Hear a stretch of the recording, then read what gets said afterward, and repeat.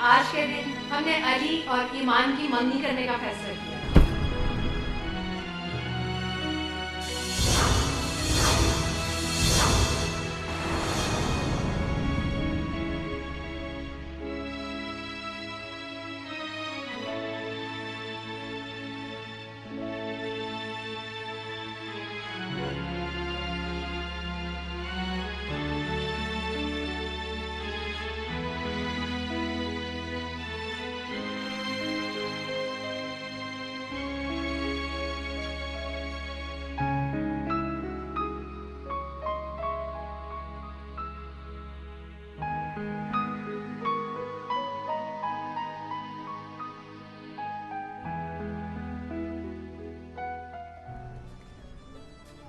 हाँ, सारा मैंने अब तक सिर्फ सुना था, मगर आज यकीन करना पड़ता है कि लड़कियां बहुत जल्द बड़ी हो जाएंगी। हफीज भाई, सायरा, आप दोनों का बहुत बहुत शुक्रिया। किस बात का शुक्रिया नादरा? सायरा, मैंने इस तरह मंगनी का ऐलान किया और आप लोगों ने उस पर आमादगी जाहिर कर दी। ईमान तो हमारे पास आपकी अमानत है और हम भला आपकी अमानत को कैसे रोक सकते हैं? ये जब तक हमारे पास रहेगी, जब तक आप चाहेंगे, हम भला मंगनी से कैसे इनकार कर सकते हैं? हफीज भाई, ये तो आप दोनों का बड़ापन है, मोहब्बत है आप दोनों की। आपके इकरार ने तो मेरी इस खुशी को दुबाला कर दिया। हमारे घर की रौनक आपकी जीनत बन रही है नादरा। ये खुशी तो सांझी है। बिल्कुल बिल्कुल। Excuse me. जी जी।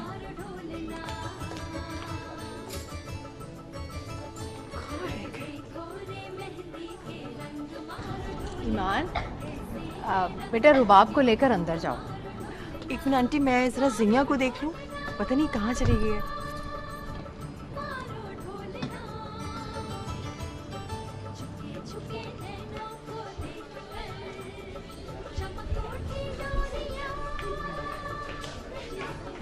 अच्छा, तो आप यहाँ खड़ी हैं।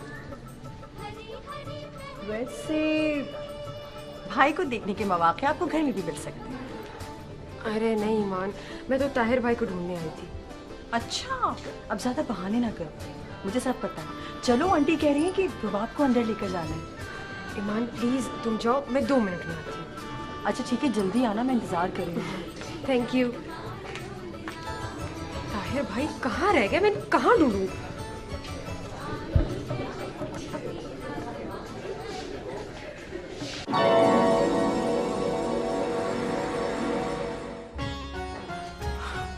अरे रुबाब, अपनी मेहंदी तो दिखाओ। मैं नहीं दिखानी, पहले तुम दिखाओ, तुमने भी तो मेहंदी लगाई है। हाँ, तो मैंने कब छुपाया? ये देखो, अब तुम दिखाओ। ये देखो। माशाल्लाह, बड़ा रंग चढ़ा है भाई।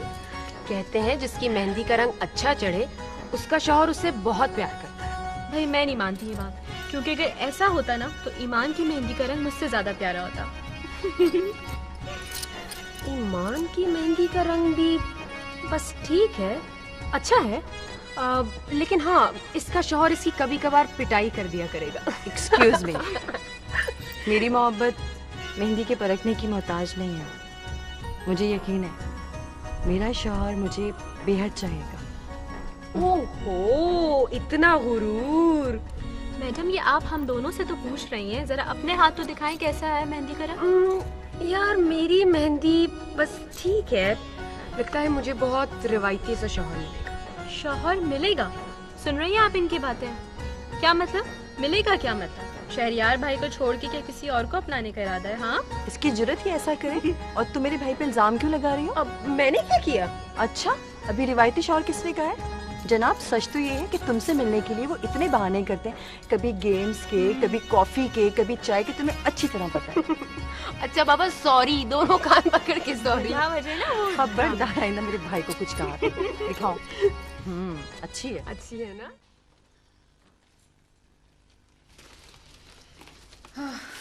तकलीफ चाहे कहीं भी कर लो, घर बिखर के रह जाता है। ताज, ताज। अम्मी। अरे I love you, I love you, I love you, I love क्या you. हो गया तुझे? I swear, you are the best mother in the world. तो तुझे आज पता चला? Seriously अम्मी, अच्छी से अच्छी माँ भी बेटे की पसंद की शादी के मामले में थोड़ी सी सेल्फिश जरूर हो जाती है, मगर आपने तो कमाल कर दिया। यहाँ मैंने ईमान का नाम लिया और आप झट तैयार। तो पता है क्यों? क्यों? वो इसलिए कि ईमान मेरी भी पसंद है और मैं भी यही चाहती हूँ। मगर बेटा एक बात गलत हो गई। तो क्या? बहुत से लोगों ने इस ऐलान पर नागवारी का इजहार किया। किसने अम्मी? ताई जी ने कुछ कहा आपको क्या? नहीं भाई, वो तो आए ही नहीं और ना ही उनके घर से कोई आया। और बहुत लोग हैं बातें बनाने वाले।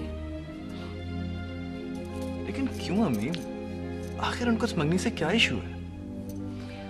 वो समझते हैं कि खानदान में और भी बहुत से ऐसे घराने हैं जहां से रिश्ता लिया जा सकता था। मैंने उन पर गैरों को तरजीह दी है। तो आपने इनको ये नहीं बताया कि हफीज अंकल की फैमिली गैर नहीं है हमारे लिए, हमारा बरसों का साथ है। बताया है, बल्कि पहली बार मैंने उन्हें जताया है कि तुम्हारे अब्बू की डेथ के बाद सब लोग तो 40 दिन पूरे होने के बाद अपने अपने घरों को चले गए थे। एक हफीज भाई की फैमिली ऐसी थी जिन्होंने तब से अब तक हमारा साथ दिया, हर अच्छे और बुरे वक्त में। इसीलिए तो कहता हूँ कि यू आर द बेस्ट। मी और लोगों को तो मुझे नहीं पता, लेकिन ताहिर का रवैया थोड़ा वियर्ड था। क्या मतलब? पता नहीं, मुझे लगा जैसे वो इस मंगनी से खुश नहीं है। अरे नहीं बेटा, ये तुम्हारा वहम होगा। वो भला खुश क्यों नहीं होगा? उसे क्या प्रॉब्लम हो सकती है? हाँ, अलबत्ता अचानक जो मैंने अनाउंसमेंट की ना मंगनी की, वो सुनकर हैरान रह गया होगा। हैरान ही होगा, मैं दुखी समझ बैठा। ये अच्छी और बुरी बातें ना अपने दिमाग में मत लाया करो। चलो मैं अपने कमरे में जा रही हूँ, जरा घर को देखूं। सारा काम पड़ा।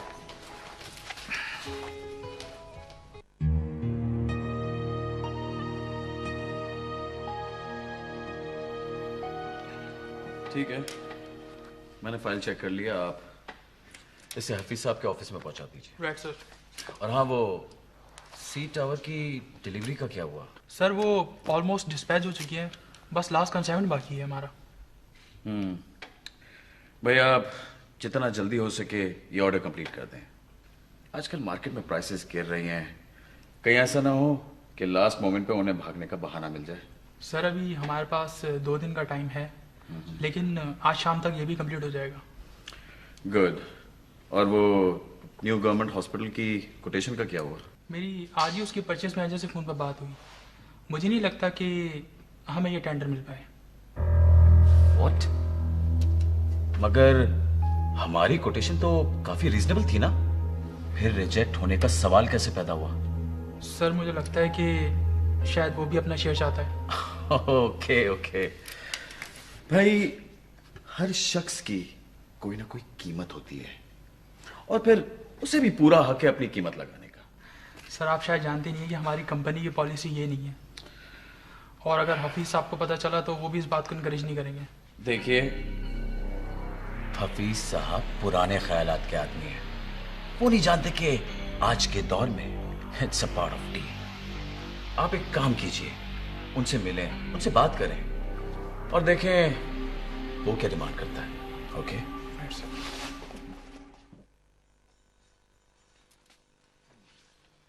सर वो अगर हफीज साहब को मालूम हो गया तो?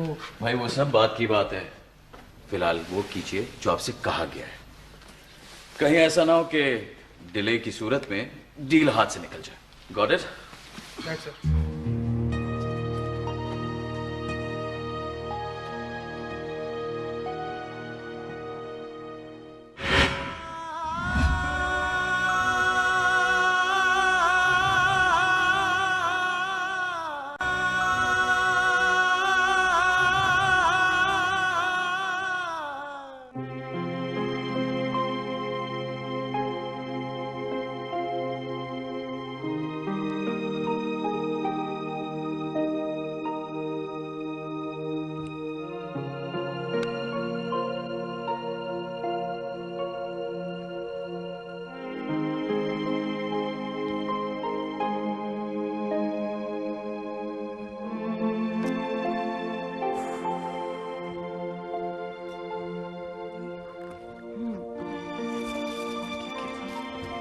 जीनिया चलो मैं तैयार हूँ। उठो शाबाश जल्दी करो ना, बाजार नहीं चलना।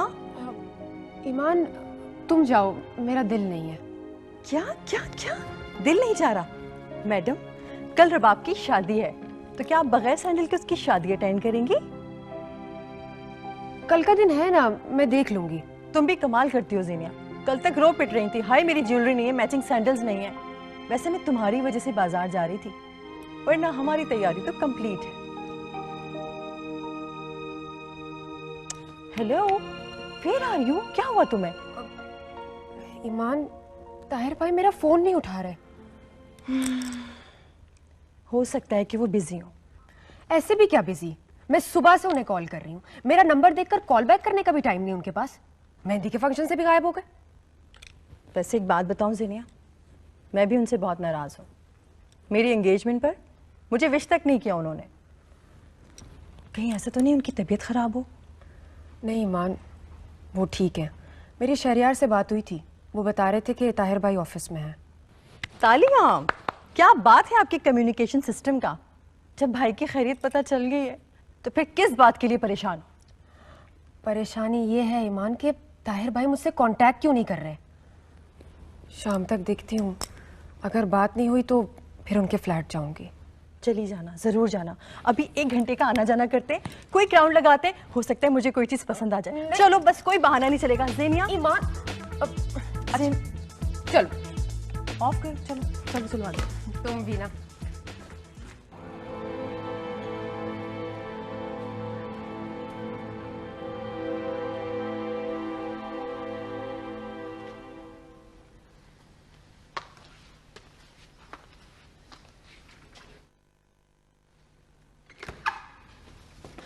अस्सलाम वालेकुम। सॉरी, ये लीजिए। इसकी क्या जरूरत थी? तुम्हें ना सही, लेकिन अब्बू को तो है।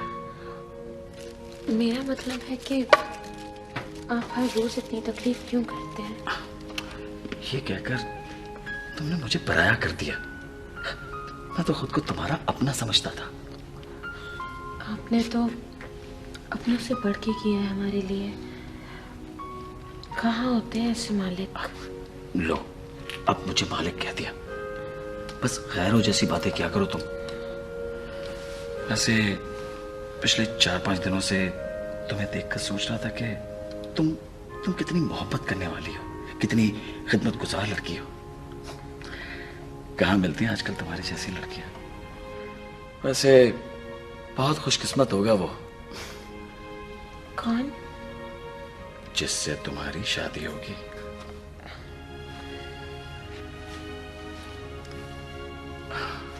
अच्छा ये बताओ कि तुम घर चली जाओगी तो भूल तो नहीं जाओगी मुझे? जी? बताओ ना, मुझे भूलोगी तो नहीं? आपको भुलाया जा सकता है? सिर्फ याद रखोगी या राब्ते में भी रहोगी? मेरा मतलब है फिर कहाँ हमारी मुलाकात हो सकेगी? क्यों नहीं? क्या आप हमारे घर नहीं आएंगे? हाँ, क्यों नहीं आऊंगा। मैं तुमसे मिलने तुम्हारे घर जरूर आऊंगा। और फिर ये अस्पताल में हमेशा तुम्हारा उदास चेहरा ही देखा है, जबकि तुम्हारा मुस्कुराता चेहरा देखने जरूर आऊंगा।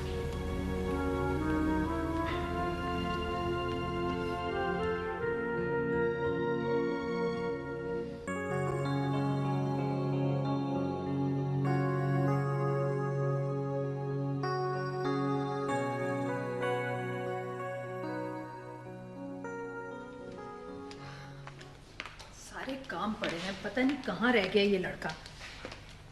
इसकी लापरवाहियां।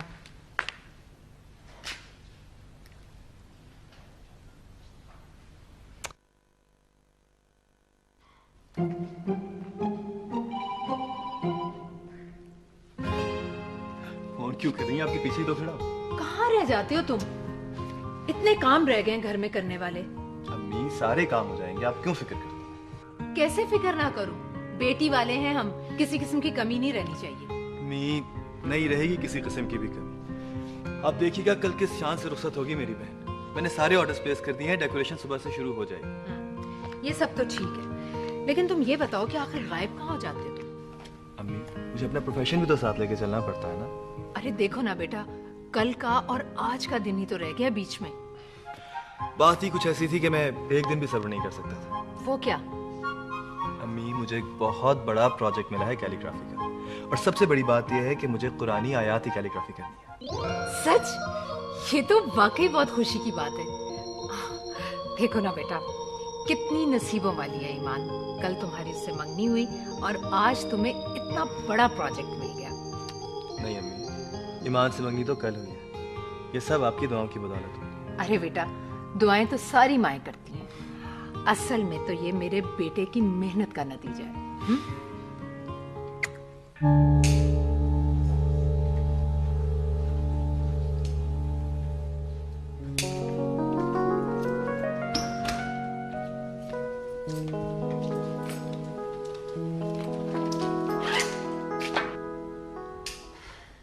ताहिर भाई, भाई मैं आपको सुबह से कॉल कर रही हूँ, आपने एक बार भी मेरा फोन अटेंड नहीं किया।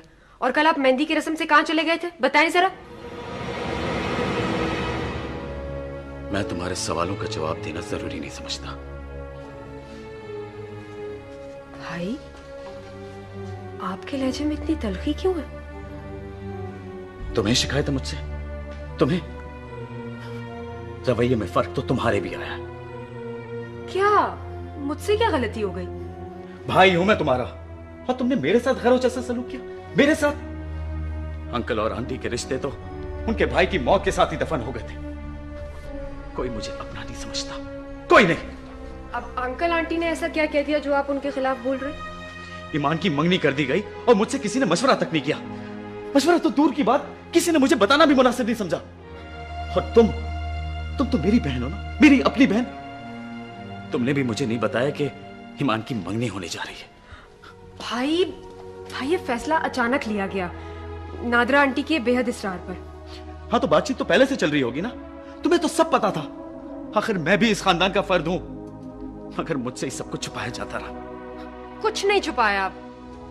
हाँ, बताया नहीं, ये गलती हो गई।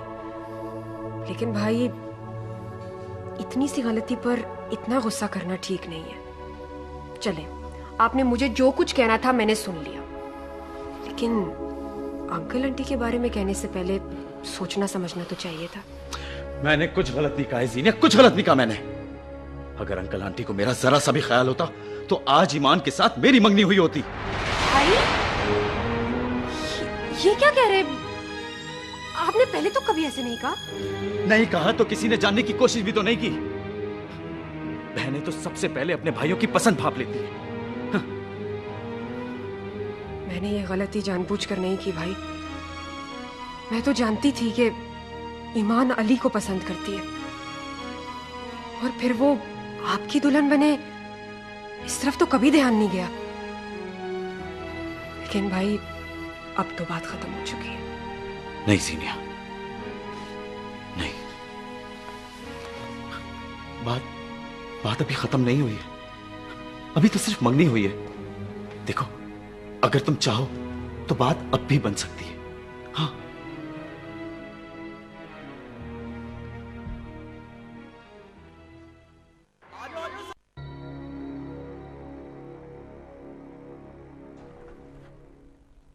और मैं कहता हूं कि क्या जरूरत है ये कोर्ट कचहरी करने की? क्या फायदा होगा ये सब करके? फायदा सोच कर ही कदम उठाया है जी। आपकी तरह नहीं जो रिश्तेदारी का लिहाज करके नुकसान का सौदा करें। और जरा सी अकलमंदी की होती ना आपने, तो आज हम यहाँ गांव में सड़ने के बजाय वहां शहर में अली की तरह ऐश कर रहे होते। और हसद की आग ने मार डाला तुम लोगों को,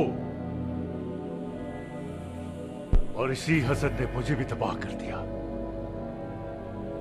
मैंने मनमानी करके फैक्ट्री और गोदाम अपने नाम लिखवा लिए थे।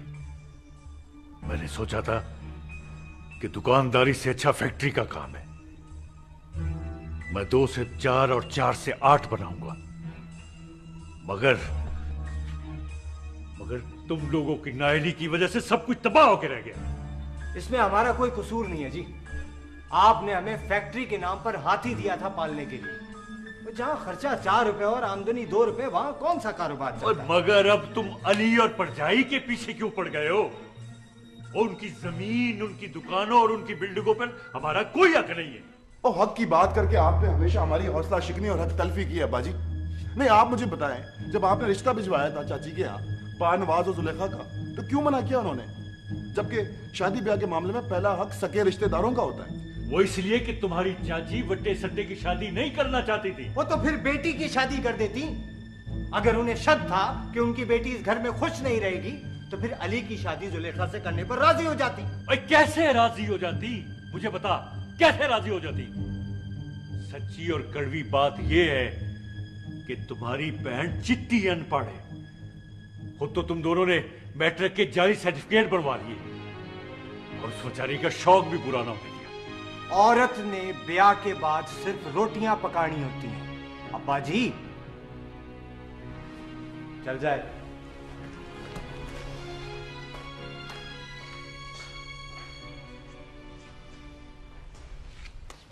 ये लीजिए, डॉक्टर ने डिस्चार्ज पेपर्स बना दिए हैं और ये प्रिस्क्रिप्शन है। मैं दवाइयाँ लेकर आता हूँ, फिर आपको बताता हूँ कि इसे कैसे इस्तेमाल करना है। ठीक है जी। अब कैसी तबीयत है आपकी? आज आपको डिस्चार्ज किया जा रहा है। अब आप बड़े मजे से अपनी फैमिली के साथ घर जा सकेंगे। क्यों, अब तो खुश हैं आप? पता नहीं, घर तो जा रहा हूं, लेकिन जिंदगी पहले जैसी रहेगी या नहीं। आपके और मेरे इतना कहने के बावजूद भी इनकी सोच वहीं की वहीं है। गुलाम हुसैन, ये मैं क्या सुन रहा हूं? देखिए, जिंदगी में कुछ तब्दीली जरूर आएगी, मगर अपने घर वालों के साथ अपने रवैये को तब्दील मत करें। इससे इन्हें भी तकलीफ होगी और आपकी हालत में भी कोई बेहतरी नहीं आएगी। जी, मैं कोशिश करूंगा। हाँ, कोशिश नहीं, ऐसा ही करना होगा आपको। और आप मुझे टाइम टू टाइम रिपोर्ट्स देती रहेंगी कि इनके रवैये में तब्दीली तो नहीं आ रही। बेसिकली आपको अपने ही घर में जासूसी करनी होगी, और वो भी इनकी। ठीक है जी, अब आपकी जासूसी होगी और वो भी आपके अपने घर में। अच्छा, आप लोग तैयार हो जाइए, जब तक मैं दवाइयां लेकर आता हूं। फिर हम लोग इकट्ठे ही निकलेंगे यहां से। ओके?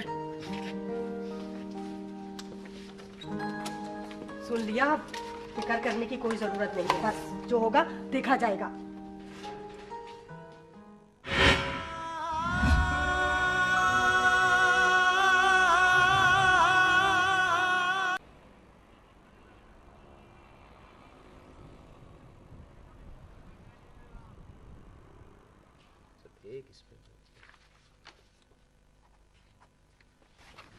Thank you sir. अरे अरे ताहिर साहब, अस्सलाम वालेकुम। तशरीफ रखिए सर। वालेकुम सलाम। आपने आने की जहमत क्यों की? ऐसे मामूली से काम के लिए आप जैसी बड़ी शख्सियत को आने की क्या जरूरत थी? क्या करें आसिफ साहब, आप हमारे आदमियों को एटीट्यूड जो दिखाते हैं, इसलिए मुझे आना पड़ा। एटीट्यूड? क्या बात कर रहे हैं सर? हम अपनी रोजी में एटीट्यूड क्यों दिखाएंगे? बात दरअसल ये है, आपने जो सेल्स मैनेजर भेजा था बिल्कुल ही अनाड़ी था। चलें आसिफ साहब, अब मैं आ गया हूं आपकी खिदमत में। फरमाइए, क्या हुक्म है मेरे लिए? बात ऐसी कोई खास नहीं है। ये देखिए, ये रही आपकी कोटेशन। ये देखिए सर, मैंने सिर्फ 2% डिमांड किया था। लेकिन आसिफ साहब, आप जरा टोटल तो देखिए। 2% तो बहुत ज्यादा है। और फिर आप पहले मेरी बात तो सुनिए। देखिए, 2% की जितनी रकम बनती है आप मुझे नई कोटेशन में ऐड कर कर भेज दीजिए, मैं अप्रूव कर दूंगा। आपको तो कुछ भरना ही नहीं पड़ेगा। आई सी। पर मेरी एक डिमांड है, मैं हाफ पेमेंट एडवांस लूंगा। आसिफ साहब, क्या आपको हम पर एतबार नहीं है? सर, कैसी बात कर रहे हैं आप? एतबार है, जब तो हाफ पेमेंट की बात कर रहा हूं। ओके।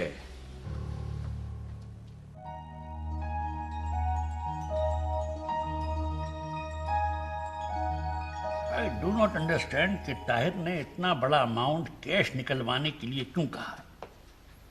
आपने बुलाया मुझे?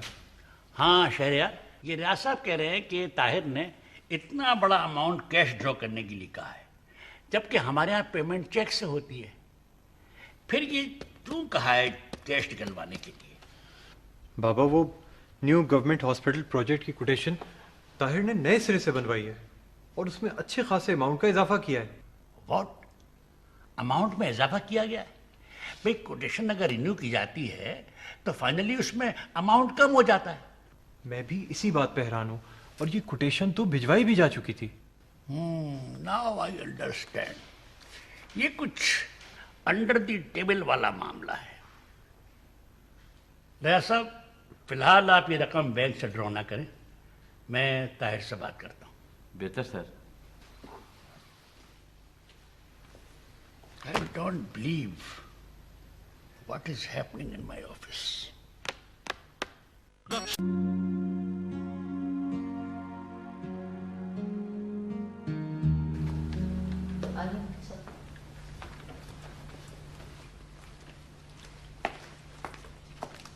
आप तशरीफ रखें, बेगम साहब भी आ रहे हैं। ठीक।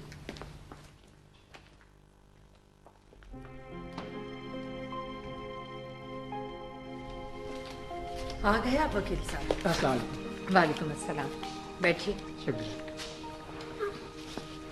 ऐसा लग रहा है जैसे आप भावलपुर से सीधे ही तशरीफ ला रहे हैं। दुरुस्त फरमाया। मैं माजरत चाहता हूँ, आज आपकी बेटी की शादी है, मगर बात कुछ ऐसी थी कि मुझे आपको जहमत देनी पड़ रही है। जी वकील साहब, इस बात का अंदाजा हो रहा है मुझे। बताइए क्या बात है? आपने कुछ अर्सा पहले मुझे बताया था कि आपके जेठ सरफराज साहब के बेटों ने आपके किराएदारों से रुजू किया है। जी हाँ। तो अब उन्होंने अपने लॉयर्स के थ्रू ये ऑफिशियल नोटिस भेजा है, और उनका कहना है कि इस जायदाद में उनके वालिद साहब का भी हिस्सा है। गुज़िश्ता 15 साल से आप किराया ले रही हैं, लिहाजा या तो इस जायदाद में कुल हिस्सा उनको दिया जाए या फिर किराए में से हिस्सा दिया जाए। झूठ, बिल्कुल झूठ। भाई सरफराज का इसमें कोई हिस्सा नहीं, और इसका फैसला अली के वालिद अपनी जिंदगी में कर चुके थे। उस वक्त जब ये मामला तय आया था, तब कुछ ऐसे लोग भी मौजूद होंगे जो इस मामले में गवाह के तौर पर मौजूद हों। वकील साहब, ये तो आप जानते हैं कि ऐसे मामलात से घर की औरतों को दूर रखा जाता है, लेकिन मुझे याद पड़ता है कि अली के दादा के एक मुंशी थे जो उस वक्त मौजूद थे। अगर किसी तरह वो गवाही दे दें तो हमें ये दलाल पेश करने में आसानी हो जाएगी। लेकिन वकील साहब, उनसे तो बरसों से मुलाकात ही नहीं हुई। अब तो ये भी नहीं मालूम कि वो जिंदा भी हैं या नहीं, और फिर उनका एड्रेस क्या है। ये सब अब प्रोसेस में मेरे ख्याल में बहुत टाइम लगेगा, और आप तो जानते हैं घर में बेटी की शादी है। और जी हाँ, बिल्कुल, अभी कुछ वक्त है हमारे पास। आप अपनी बेटी की शादी निपटाइए। मैं आपसे एक बार फिर माजरत चाहता हूँ कि मैंने ऐसी सूरत हाल में आपको मज़ीद मुश्किल में डाल दिया है, लेकिन मैं इस मामले से आपको बेखबर भी नहीं रख सकता था। बहरहाल, मैं वकील साहब आपकी बहुत मशकूर हूँ कि आपने बर वक्त इत्तला कर दी। ठीक है साहब, मुझे इजाज़त दीजिए। अरे नहीं वकील साहब, बैठिए ना, शाम में बेटी की शादी है, अटेंड करके जाइएगा। नहीं, मैं ज़रूर अटेंड करता हूँ, मगर जाना बहुत ज़रूरी है और फ्लाइट भी एक ही है, लिहाजा मुझे निकलना होगा। जैसे आपकी मर्जी। Thank you.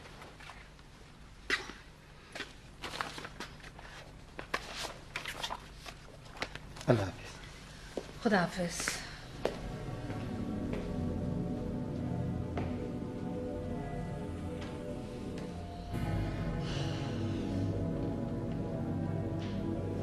वाह सरफराज भाई,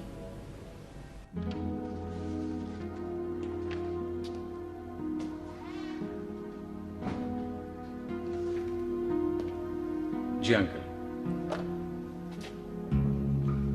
आपने मुझे बुलाया?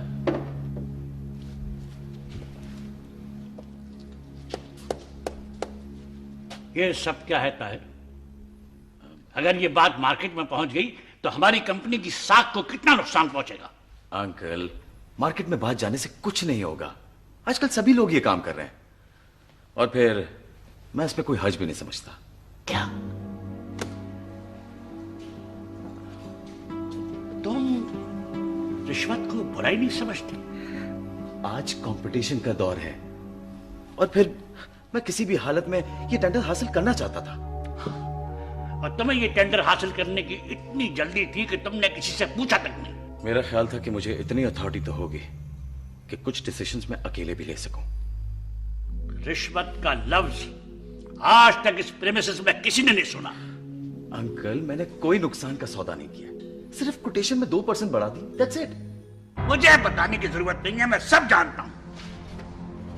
रिश्वत का सवाल ही पैदा नहीं होता। आज हमारी कंपनी किसी से पीछे नहीं है। पीछे रहने की बात नहीं है अंकल, मुझे बिजनेस में सरवाइव करना है। आज वक्त बदल चुका है। अगर हम आज के जमाने के हिसाब से नहीं चले तो जरूर पीछे रह जाएंगे। Excuse me uncle.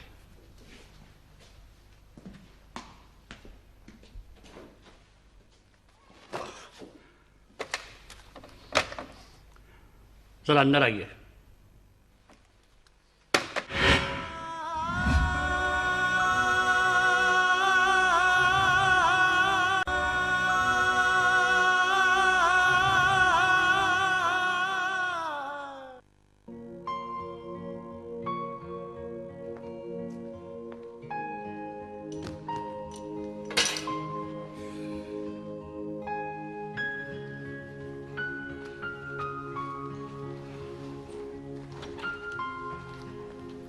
चाय। ओह, थैंक यू ज़ीनिया। आज बहुत थक गया हूँ। आप इतनी देर से क्यों आए? आपको पता नहीं था रुबाब की शादी में जाना है? और वो अंकल आए आपके साथ या नहीं? कुछ काम आ गया था, उसको सबको मिलके सॉर्ट आउट करना पड़ा। ताहिर भाई भी थे आपके साथ? ताहिर हमसे अलग तो नहीं है ना? हाँ, ऑफिस में शायद अलग नहीं है, लेकिन घर पे तो वो अलग हो ही गए। अलग होना उसकी अपनी ख्वाहिश थी, और क्या पता कभी ऑफिस से अलग होने की ख्वाहिश जाहिर कर दे। खुदा ना करे शहरियार। वैसे हम एक तरीके से ताहिर भाई को घर से दूर होने से रोक सकते थे, अगर हम उनकी शादी ईमान से कर देते। क्या? ये ख्याल तुम्हारे जहन में किस तरह आया? और वो भी उस वक्त जब ईमान की मंगनी कहीं और हो चुकी है? शहरियार, मैंने तो बस अपने ख्याल का इजहार किया था। वैसे आमतौर पर लोग कजिन्स में शादी प्रेफर करते हैं ना, इसलिए। पहले के दौर में ऐसा होता होगा, अब जरूरी नहीं है कि कजिन्स में शादी की जाए। और एक बात सुनो, आइंदा ऐसा सोचना भी नहीं। मुझे बहुत बुरा लगा। ईमान की मंगनी कहीं और हो चुकी है और अब हमें उसका ख्याल रखना है।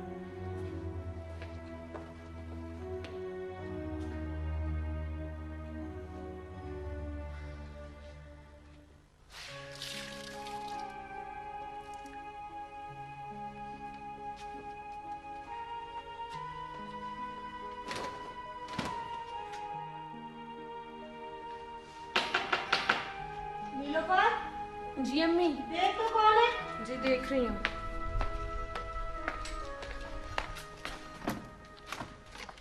अरे आप आइए। कैसी हो? ठीक हो? अरे ताहिर साहब, आप आइए आइए। अरे जा कुर्सी लेके आ। अरे नहीं आंटी, इसकी कोई जरूरत नहीं है, मैं यहीं बैठ जाऊंगा। एक मिनट। प्लीज, इस जगह की कोई जरूरत नहीं है। अरे कोई बात नहीं बेटा, कोई बात नहीं। बैठो बस बैठो। बस ठीक है। बस ये केक मैं आप लोगों के लिए लेके आया था। अरे इसकी क्या जरूरत थी? बस ऐसे ही जरा।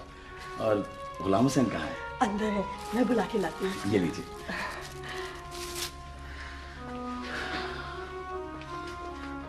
अरे रे, तुम कहाँ चल दी? जब मेहमान घर पे आए तो उसे अकेला नहीं छोड़ना चाहिए। वो मैं आपके लिए चाय बनाने जा रही थी। मगर मैंने कब कहा कि मुझे चाय पीनी है? भाई मुझे तो सॉफ्ट ड्रिंक पीनी है। लेकिन इस वक्त तो घर पे कोई है नहीं, बाहर जाना पड़ेगा। ऐसा करती हूँ मैं जाके ले आती हूँ। अरे भाई मैं तो मजाक कर रहा था, तुम क्यों इतना सीरियस होती हो?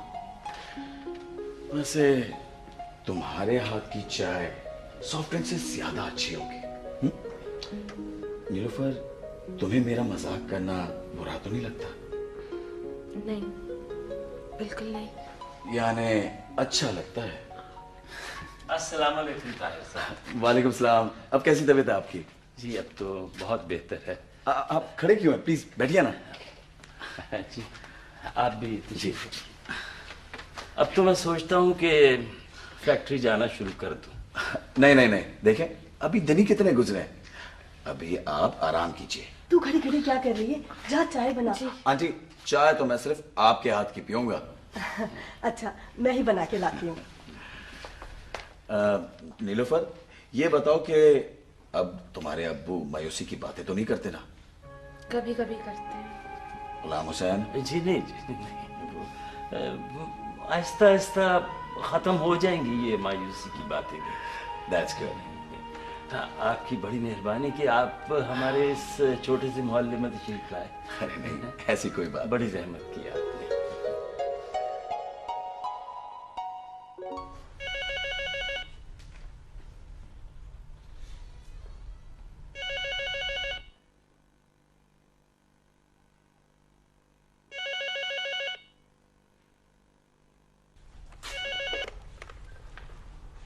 हेलो।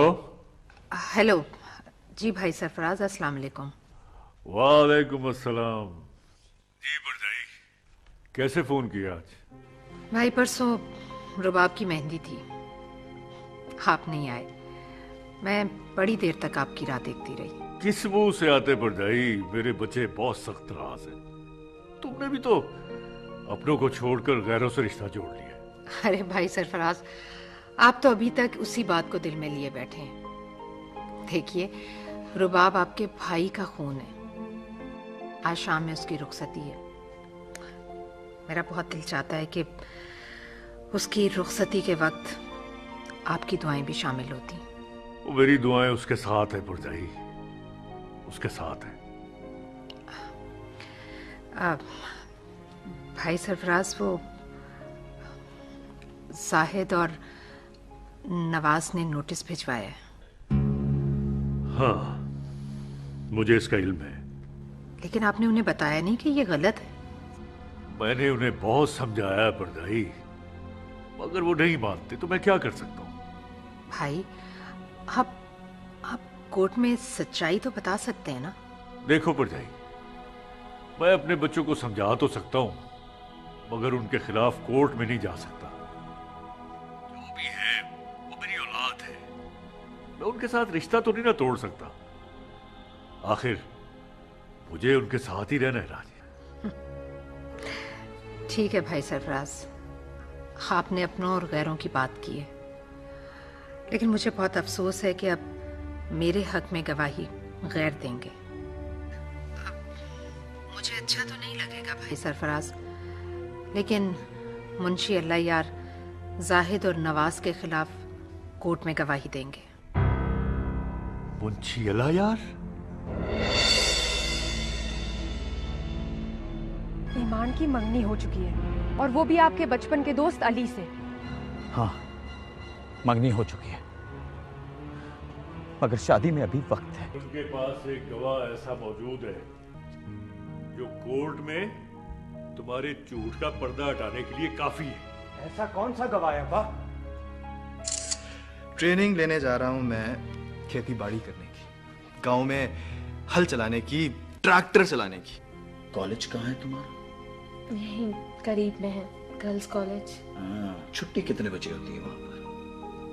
मैं तो 1 बजे घर आ जाती हूँ। खुदा ना करे मेरे और ईमान के रिश्ते में कभी शक आए। मगर ताहिर को तो शक हो गया है ना रिश्तों पर। ईमान अब हमें कहाँ लिफ्ट कराती है, वो तो अली के साथ कॉफी पीना पसंद करेगी ना।